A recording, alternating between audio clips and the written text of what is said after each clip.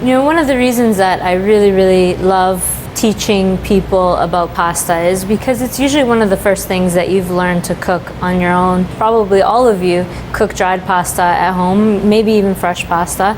And I want to leave you with some tips today to make it even better, how to properly cook pasta. So one of the dishes that we're going to be cooking right now is pasta al pomodoro. Pasta al pomodoro is one of the most iconic Italian pasta dishes, I would say. It's something that is a great starter pasta that anyone can cook. It's something that is beautiful enough to serve to your guests at a dinner party, but also simple enough that you can simply prepare it during the week. All you need are really good quality canned tomatoes or fresh tomatoes, really good quality tomatoes in general. We have a few different options here. So you could use San Marzano tomatoes, which are a great option, but any good quality canned tomato will do. The only important part when buying canned tomatoes is that they are whole.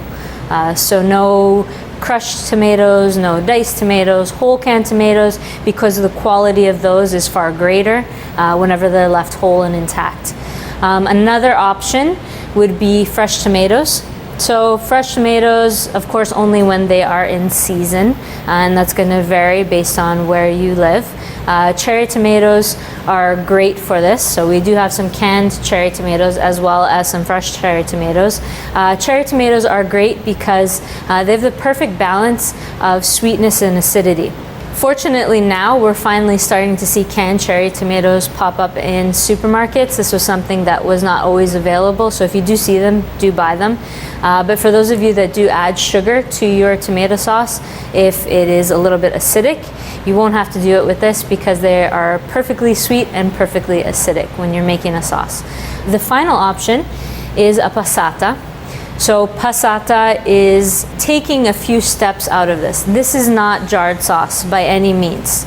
So no buying jarred sauce. Passata, what it is tomatoes that have already been milled. So it removes the seeds and the skin to give you a really smooth, beautiful texture, which is very typical of pasta al pomodoro. So that's a shortcut to the extra steps that I'm about to show you shortly. Also, you're going to need some fresh garlic. Whole heads of garlic only, never pre-chopped or pre-peeled garlic. If you smell it, it doesn't even smell like garlic anymore. It actually smells fermented because it's already started to break down, so you want to avoid that at all costs. Something that you can do though to make life a little bit easier is you can maybe on a Sunday when you're doing your food preparations for the week, if you want to save some time, you could take garlic, slice it, chop it, mince it, grate it, however it is that you're going to use it, and keep it sotto olio. So what is sotto olio? It means keeping it under olive oil, and you'll keep it refrigerated just like this. It'll stay very fresh. You'll maintain the true flavor of the garlic, and it's also great because it allows you to have some infused olive oil that you can use in salad dressings. You can use it in sauces if maybe you don't want actual pieces of garlic in there, if that's something that bothers you. We've got some red pepper flake here. Make sure that your spices, your red pepper flakes, are fresh. Most of you probably have red pepper flakes that have been sitting in your cabinet for the past 7 years. Throw them out, buy new ones. Make sure you buy your spices from a place that has a high turnover so that they're very fresh. You know, just a pinch of this should be enough. It should have enough heat. You'll actually be able to smell it as you cook. You'll smell the spiciness. It might even actually cause you to start sneezing. So that's a sign of freshness. Kosher salt, lots of it. The kosher salt is going to be to salt your pasta water. It's also going to be to, of course, season your sauce. Good quality pasta, or whatever pasta that you have on hand is fine. You want to make sure that you use a long pasta for this. That is very traditional. That could be spaghetti or bucatini are the most typically used, but if you had linguine, that would be fine as well. Some fresh basil, a little trip to keep this nice and fresh in the refrigerator. Just wrap it in a dry paper towel in a Ziploc, and that'll help to keep it fresher longer. Good quality olive oil, make sure that you don't cook with something that you wouldn't eat on its own. So if you wouldn't dip a piece of bread into this olive oil, then you shouldn't be cooking with it. That does not mean that it needs to be expensive, but it should be something of at least decent quality, that you would gladly drizzle on a salad, or again, dip a piece of bread in. All right, so the next option would be if you don't have a food mill, or if you like a little more texture to your sauce, which actually I personally like to have a little more texture to my sauce, would be to crush them by hand. So you will take your whole canned tomatoes, whatever kind they would be. You would dump them into a bowl, again, with the juices.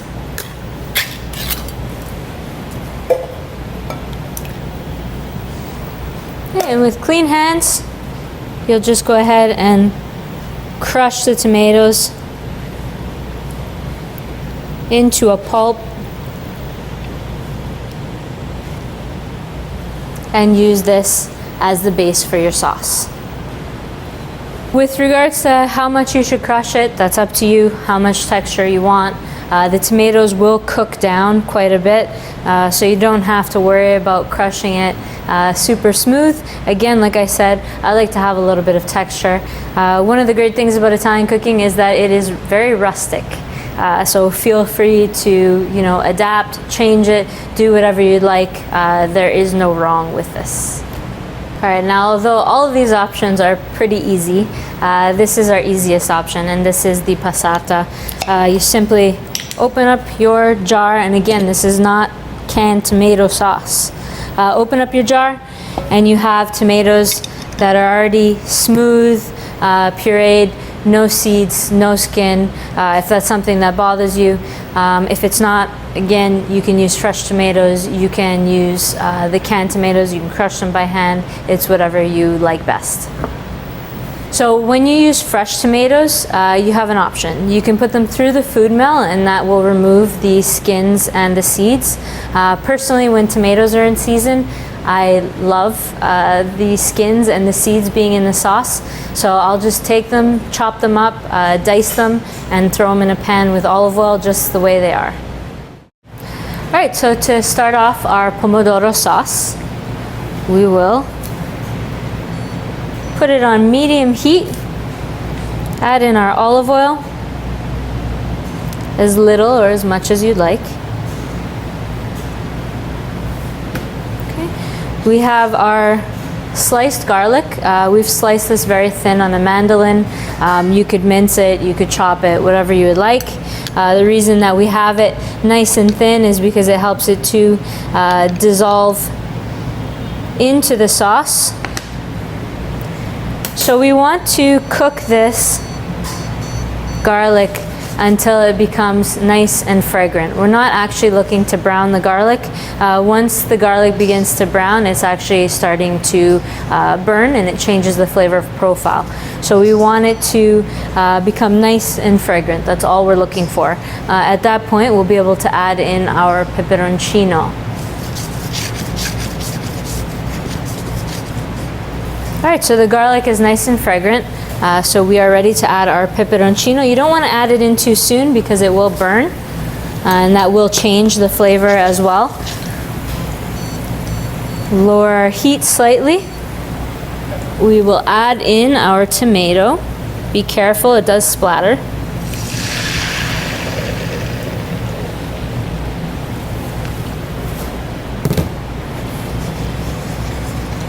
Okay, and you'll allow this to gently simmer until it reduces by about a third. You don't want it to turn brick red. You want it still to be nice and loose for the pasta. So if it thickens too much, you can just add in some water to bring it back to life. So I'm agitating the pan. It helps to emulsify the sauce. This is a really great trick, especially if you're making a butter sauce. It helps to bring the sauce together, stop it from separating, and again, emulsify it. We're going to season this as well right now. You can season it at the very end or at the very beginning, that's up to you. But an important trick when seasoning is that you season up high. That is a restaurant trick. One, it looks cool, and two, you get nice even distribution of your salt. So what we're looking for when we're reducing a sauce is we're concentrating the flavor. So we're evaporating some of the extra moisture out of it, and that's going to give it more of a flavor boost. This is especially important if you're cooking it with fresh tomatoes. Fresh tomatoes have a lot of water already to them. Canned tomatoes and passata have already been cooked down somewhat, so they're already more concentrated. So you just want to evaporate about a third of the excess moisture out of the sauce. And you can look, of course, for a ring around your pot as to where it's been reduced to. So when cooking pasta, timing is everything. You always want to have your sauce already hot and ready to go by the time your pasta is ready. So for this sauce, depending on how much you're making, it can take anywhere from 15 to 20 minutes to reduce. If you're making a really big batch, it's about a 30-minute window. Your pasta cooking time will vary. It'll vary with the brand of pasta that you use, the shape of pasta that you use. The important thing is to know that don't follow the instructions on the bag or the box. They're all lies. The best way to tell if your pasta is ready is to actually taste it. So what we're looking for here is for our pasta water to come to a nice healthy boil before we season it, before we do anything. So we are about there right now. So this is one of my favorite and one of the most important parts that people often neglect when making pasta: how to properly season your pasta water. Please watch carefully. That is a lot of salt, and that is because your pasta water needs to be as salty as the sea. If you're not sure what that means, just take a spoonful very carefully, of course, and taste it. If it tastes like a mouthful of ocean water, you're on the right track. A fun rule of thumb with that that the Italians tend to follow is about 10 grams of salt per liter of water. So now that our pasta is properly seasoned, boiling, and ready for the pasta, I want to point out that I am not adding olive oil to the pasta water. That is a myth. And it is a myth that so many people follow. They always add olive oil to their pasta water. The reason is, and this goes back to what I told you about in the beginning, looking for that rough surface on a pasta.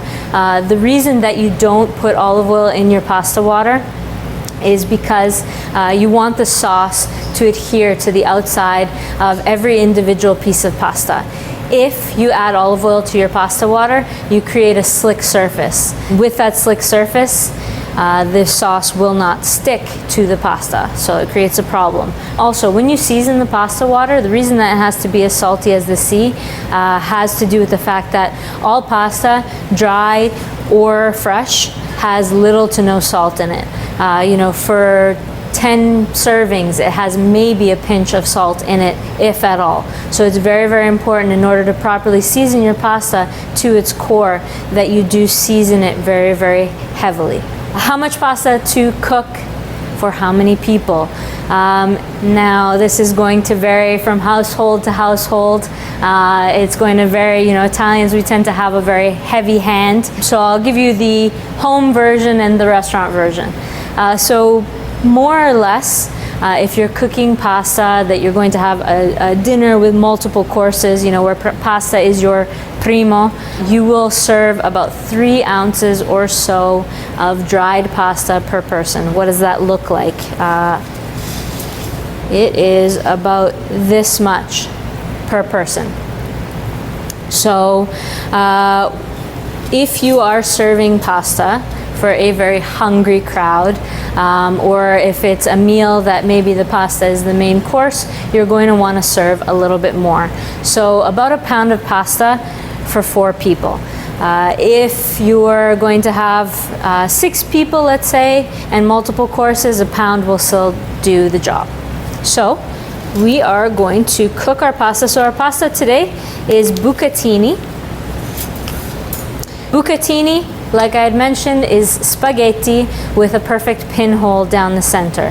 Why that hole is there is because it allows the sauce to infiltrate every individual strand of pasta, so you really get the full effect of the sauce. So please notice, I am not going to break this pasta.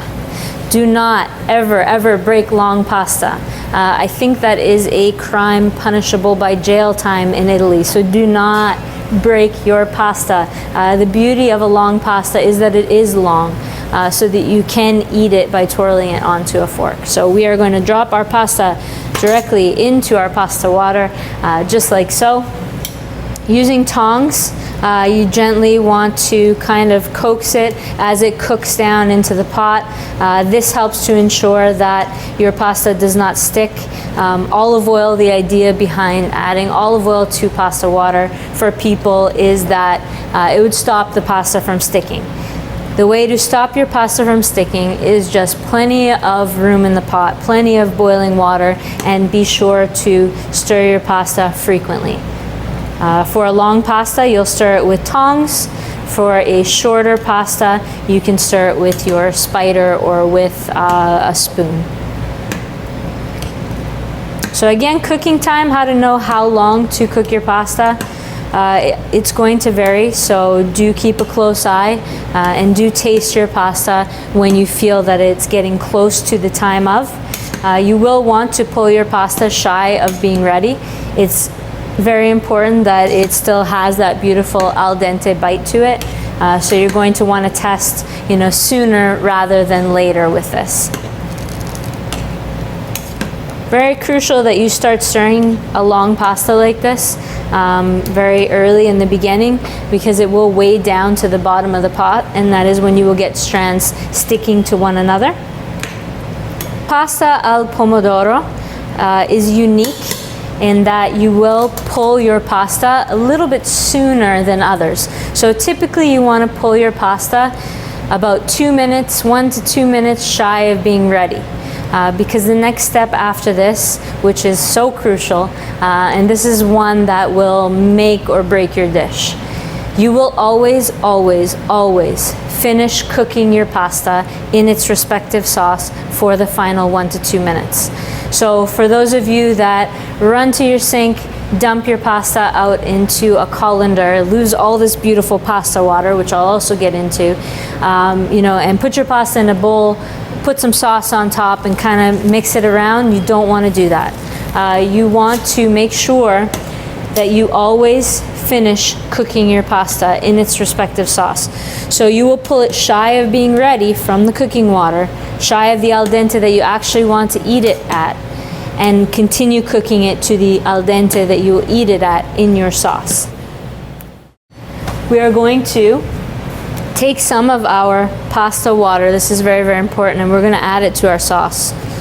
And the reason that we do this is because this pasta water has all these beautiful starches in it that the pasta has given off, and that helps to give the sauce a very velvety texture, and it also helps to emulsify the sauce. So this pasta is still very al dente. We're looking for it to have just wilted. And this is unique to pasta al pomodoro, that we're putting the pasta into the sauce this soon. But we are going to take it with our tongs and transfer it directly into our sauce here.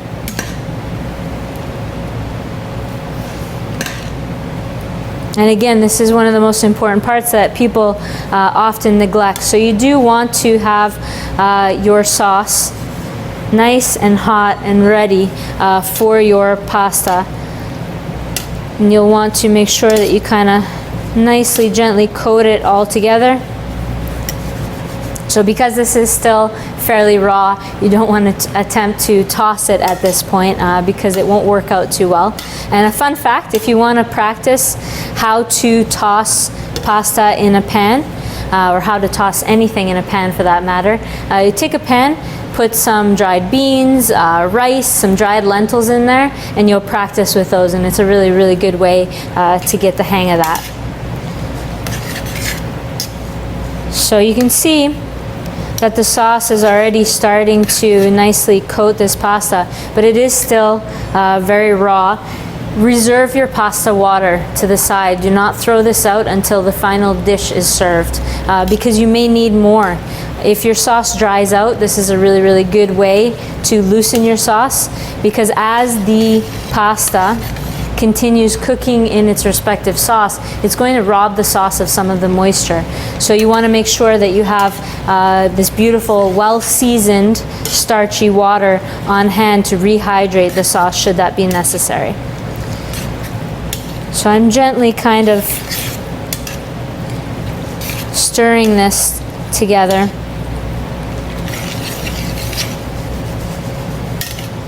And you'll find with pasta al pomodoro that very often you will need more pasta water. Fun fact about pasta water too, so what makes a butter sauce in a restaurant so much better than the pasta with butter that you make at home? And that is the simple addition of the boiling salted water. It makes the butter sauce, again, really creamy and velvety and beautiful in texture. All right, so this pasta is now really starting to loosen up and wilt, and that is what we're looking for. So it is still on heat. It is on fairly high heat because we are cooking this pasta. We are going to take a little more pasta water and add it to this to help loosen it somewhat, to help the pasta to finish cook.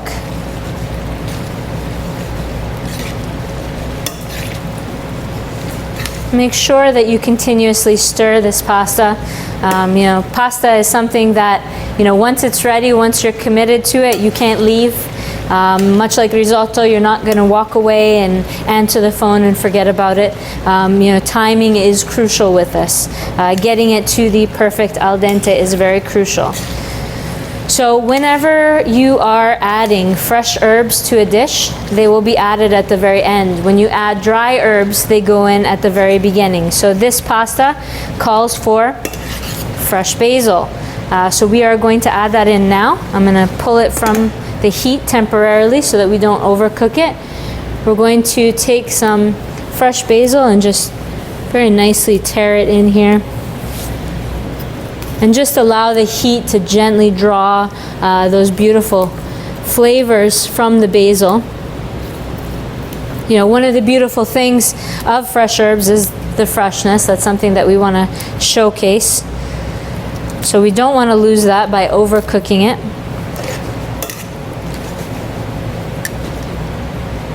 You could throw the whole leaves in there. You could tear it. You could chop it if you wanted as well.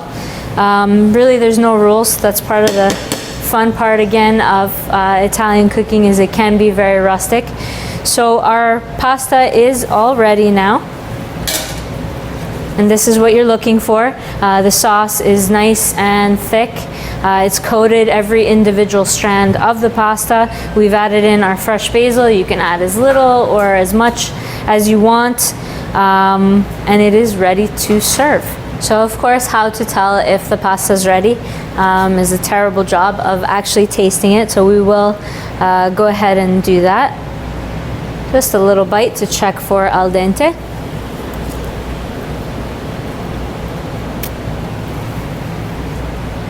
Perfect. All right, so we're ready to plate.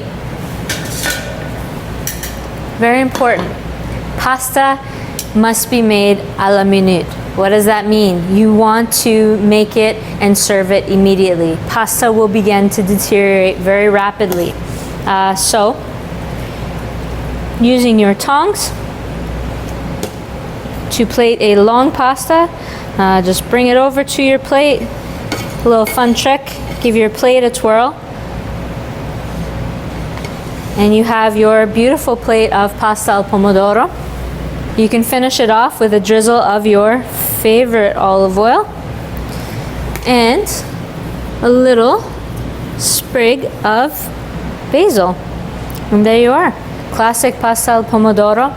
You'll notice that we do not have any cheese on here. Feel free to add it if you want, but the very traditional way to eat it is without cheese because the pasta sauce has been thickened by all these beautiful starches. Buon appetito!